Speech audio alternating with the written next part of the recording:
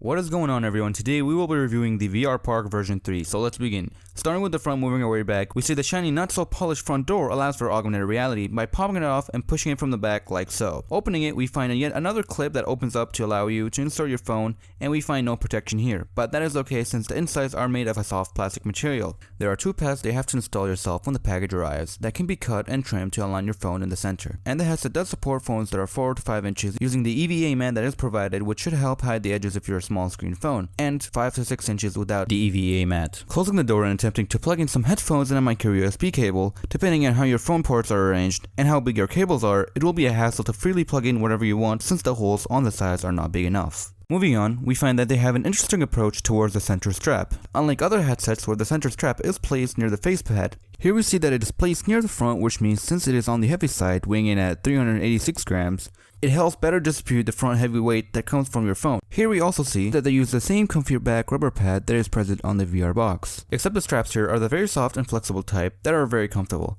Finishing off the strap, we see that they went for some buckles which do a good job in adjustments, so you get no more rough edges like you do on Velcros. Moving to the top, we find the all-in-one adjustments focus slider and the IPD adjustments dial that move the lenses themselves, which you don't have to readjust since in some headsets adjustments shift and you have to refocus and such.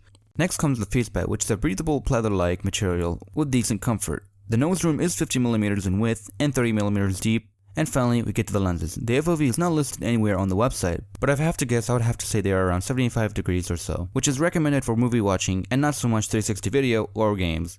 I mean, you can do it, it's just not that immersive.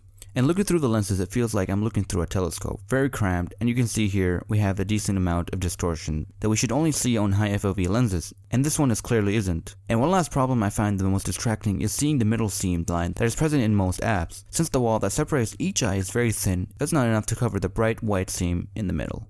And that is pretty much it, guys. Thank you guys for watching, and if you have any questions, feel free to ask and subscribe for more VR content and reviews. See you in the next video, and take care.